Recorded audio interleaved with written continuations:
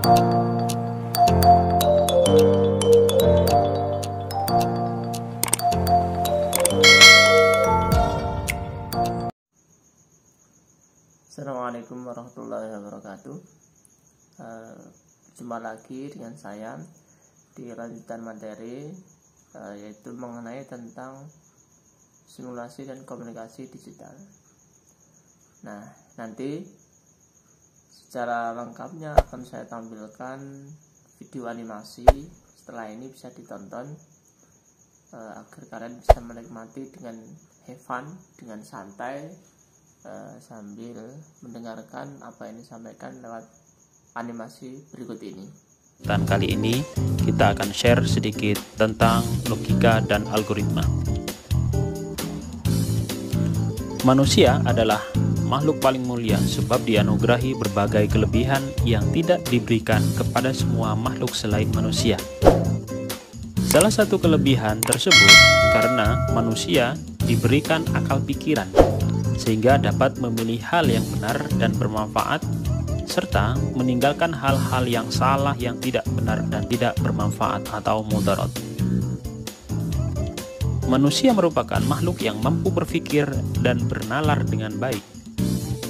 Sebagai makhluk yang berpikir, manusia memiliki dua ciri yang melekat, yaitu rasionalitas dan moralitas. Kita akan membahasnya satu persatu. Rasionalitas akan menuntun manusia untuk bertindak menurut pikiran dengan pertimbangan yang logis. Sedangkan moralitas akan mendorong manusia untuk berlaku sopan santun sesuai dengan etiket atau norma yang berlaku.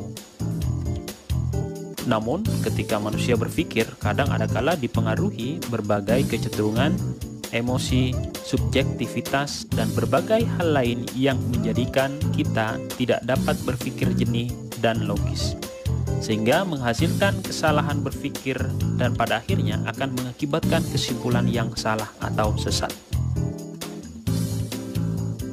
Pada pengertian rasionalitas di sini, ada kata logis yang digarisbawahi.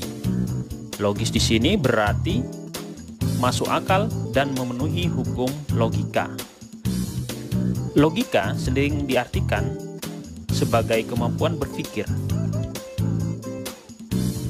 Logika yaitu kemampuan seseorang manusia untuk berpikir dengan akal tentang suatu permasalahan yang dapat menghasilkan sebuah kebenaran, dibuktikan dan dapat diterima akal.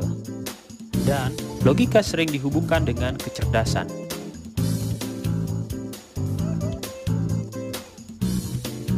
Pengertian yang berikutnya, logika identik dengan masuk akal dan penalaran. Penalaran adalah salah satu bentuk pemikiran. Pemikiran adalah pengetahuan tak langsung yang didasarkan pada pernyataan langsung. Pemikiran mungkin benar, bisa juga mungkin salah. Yang berikutnya pengertian logika, bahwa logika itu adalah berasal dari kata Yunani, yaitu logos, yang berarti hasil pertimbangan akal pikiran yang diutarakan lewat kata dan dinyatakan dalam bahasa. Sedangkan fungsi-fungsi logika adalah sebagai alat untuk menarik kesimpulan. Kita dapat menggunakan alat ini setelah melakukan penalaran berdasarkan pernyataan-pernyataan benar atau premis yang ada. Penalaran untuk menarik kesimpulan dibedakan menjadi dua jenis, yaitu pola nalar deduktif dan pola nalar induktif. Deduktif adalah penarikan kesimpulan yang bergerak dari pernyataan benar yang umum ke khusus. Pernyataan umum contohnya seperti semua siswa harus disiplin dan bertanggung jawab. Sedangkan pernyataan khusus contohnya Sandi adalah siswa SMK. Jadi kesimpulannya adalah untuk deduktif pernyataan umum ke khusus bahwa Sandi harus disiplin dan bertanggung jawab. Itu adalah contoh nalar deduktif. Yang berikutnya adalah induktif. Induktif adalah penarikan kesimpulan yang bergerak dari pernyataan benar yang khusus ke umum. Sebagai contoh, pernyataan khusus adalah Devi rajin belajar, dia mendapat hasil yang memuaskan. Pernyataan yang lain contohnya adalah Yuda rajin belajar, dia mendapat hasil yang memuaskan. Pernyataan khusus lainnya adalah Tika rajin belajar, dia mendapat hasil yang memuaskan. Jadi kesimpulan dari induktif bahwa siswa yang rajin belajar akan mendapatkan hasil yang memuaskan. Itulah fungsi logika untuk mengambil kesimpulan dari pernyataan atau nalar yang benar. Yang berikutnya kita akan membahas tentang algoritma. Apa itu algoritma? Kata algoritma berasal dari nama penulis buku Arab yang terkenal, yaitu Abu Ja'far Muhammad Ibnu Musa Al-Khwarizmi. Al-Khwarizmi dibaca oleh orang barat menjadi algoritma. Kemudian diserap dalam bahasa Indonesia menjadi algoritma.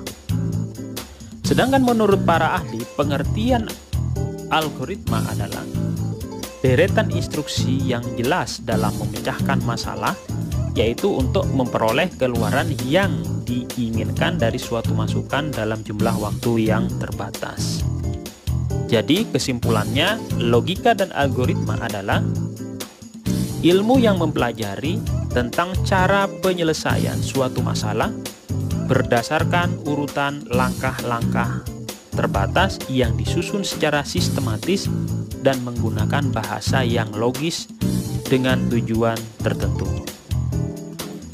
Untuk lebih mudah memahami arti dari algoritma, dicontohkan sebuah permasalahan penukaran isi dari dua gelas. Diberikan contoh dua buah gelas A dan gelas B. Gelas A berisi teh, sedangkan gelas B berisi kopi. Bagaimana menukarkan isi gelas tersebut sehingga gelas A yang awalnya berisi teh akan berubah berisi kopi? Begitu juga sebaliknya, gelas B yang awalnya berisi kopi akan berubah menjadi teh. Baik, cara penyelesaiannya adalah diperlukan gelas tambahan, yaitu gelas C, sebagai tempat penampungan sementara. Berikut algoritma penyelesaiannya. Yang pertama adalah siapkan gelas cadangan, yaitu gelas C.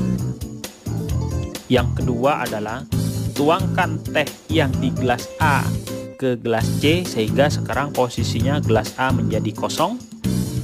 Yang ketiga, tuangkan kopi di gelas B ke gelas A yang kosong.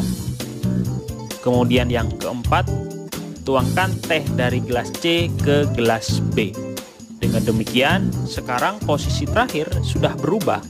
Yang awalnya gelas A berisi teh dan B berisi kopi, sekarang sudah berubah, yang gelas A berisi kopi dan yang gelas B berisi teh. Nah, itulah salah satu contoh penyelesaian permasalahan yang dipelajari dalam logika dan algoritma. Demikian tadi adalah sedikit penerangan mengenai tentang pembelajaran simulasi dan komunikasi digital, yaitu yang pertama mengenai logika dan algoritma. Semoga penjelasan melalui animasi tadi bisa memberikan pemahaman yang jelas terhadap kalian. Apabila mungkin ada belum kejelasan, bisa diputar kembali, dimulai dari animasi yang pada awal tadi kalian tonton di YouTube ini. Nah, tugasnya sekarang adalah bisa dilihat di deskripsi ya, di bawah ini di deskripsi ada, silakan dibaca. Tugasnya saya taruh di situ dan segera dilaksanakan. Saya ulangi lagi, tugasnya ada di deskripsi. Apabila kurang memahami tentang tugasnya, bisa kalian putar kembali video ini dari awal sampai akhir.